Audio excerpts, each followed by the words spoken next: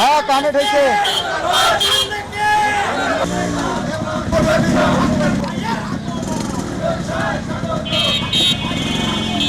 ভাই নড়াইয়েন না ভাই, আমি লাইভও আছি। ওটার তো জায়গায় নেই।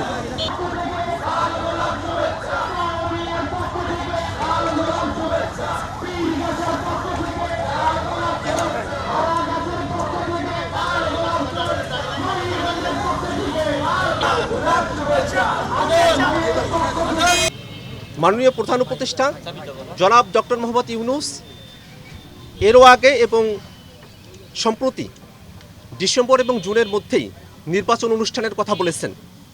আমরা মনে করি সরকারের তরফে যদি সদিচ্ছা থাকে এই সময়কালের মধ্যেই সংস্কারের প্রাথমিক এবং বিচারের প্রাথমিক দৃশ্যমান কর্মসূচি হাতে নেওয়া সম্ভব।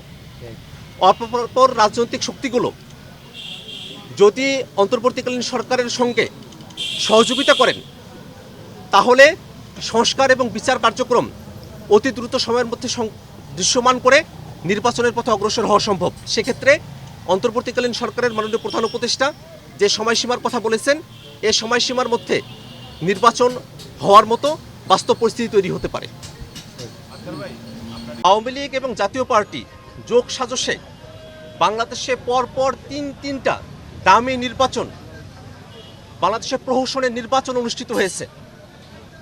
আওয়ামী লীগ এবং জাতীয় পার্টির যোগ সাজশেই বাংলাদেশের মানুষ দীর্ঘ সময় ধরে গণতন্ত্রের আবহ থেকে তারা পরিপূর্ণভাবে বঞ্চিত ছিল। বাংলাদেশের মানুষ দীর্ঘ সময় ধরে যে ফেসিবাদের জাতাকলে পিষ্ট ছিল তার পিছনে সব থেকে বড় শক্তি ছিল এই আওয়ামী লীগ এবং জাতীয় পার্টি। বাংলাদেশে 2024 সালে যে গণহত্যা সংঘটিত হয়েছে এই গণহত্যার প্রকাশ্য মদতদাতা সংগঠন আওয়ামী লীগ এবং তাদের দোষর হচ্ছে এই জাতীয় পার্টি।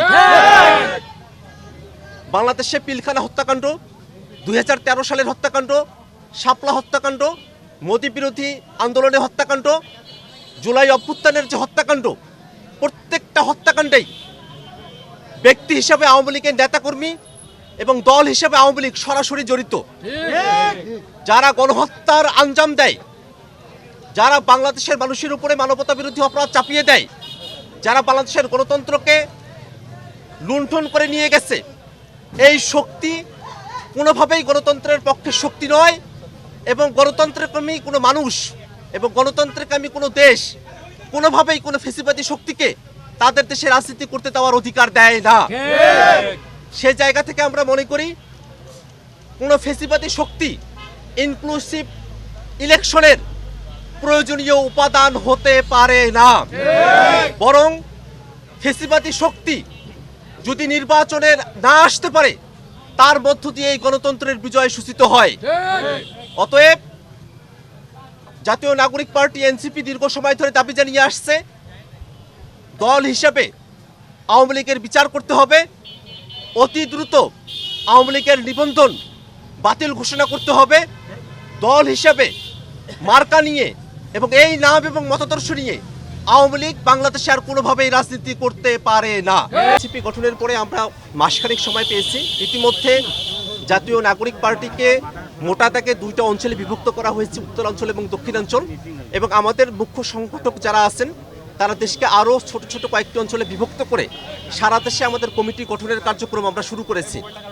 আমরা সারা দেশের মানুষের থেকে তাদের পজিটিভ রেসপন্স পাচ্ছি। আমরা আশাবাদী যে খুব অল্প সময়ের মধ্যেই নির্বাচনে নিবন্ধিত হবার জন্য যে শর্তাদি পূরণ করতে হয় জাতীয় নাগরিক পার্টি সে শর্তাদি পূরণ করতে সক্ষম হবে এবং এর মধ্য দিয়ে সামনের যে নির্বাচন, এবং আমরা মনে করি অবশ্যই একটি গণপরিষদ নির্বাচনের বাস্তবতা রয়েছে, সেই নির্বাচনে আমরা প্রতিদ্বন্দ্বিতা করবার মতো সক্ষম হয়ে উঠব। আগামী নির্বাচন জাতীয় নাগরিক পার্টি এনসিপি কোনো এক ব্যক্তির নিয়ন্ত্রণাধীন দল নয়। গণঅভ্যুত্থানের প্রথম সারির নেতৃত্ব তারা সকলেই এই দলের হাল ধরেছেন। আমরা জাতীয় নাগরিক পার্টি এনসিপির পক্ষ থেকে সারা দেশের মানুষের সঙ্গে নিজেদের যোগাযোগ বৃদ্ধির কর্মসূচি হাতে নিয়েছি। যদি নিজস্ব ব্যবস্থাপনায় এবং জনগণের স্বতঃস্ফূর্ত অংশগ্রহণের মধ্য দিয়ে জনসংযোগ কর্মসূচিতে কি অংশগ্রহণ করে থাকেন, সেটাকে আমরা দলগতভাবে অবশ্যই যাচাই বাছাইয়ের মধ্য দিয়ে যাব এবং আমাদের দলের বিভিন্ন সদস্যবৃন্দ তাদের মধ্যকার কথাবার্তা নিয়ে অনেকের মধ্যে মনে হচ্ছে যে দলের মধ্যে সমন্বয়হীনতার জায়গা তৈরি হয়েছে। বিষয়টা এরকম নয়। আমরা দলের যারা শীর্ষ নেতৃবৃন্দ আছি এবং কেন্দ্রীয় সদস্যবৃন্দ, সারা দেশের নেতৃবৃন্দ সকলের সঙ্গে আমাদের নিয়মিত যোগাযোগ আছে। আমরা সকলে মিলে নতুন যে বাংলাদেশ বিনির্মাণের স্বপ্ন দেখি, আমরা যে রাজনীতির শপথ নিয়েছি সেই রাজনীতির পক্ষেই আমরা কাজ করে যাচ্ছি।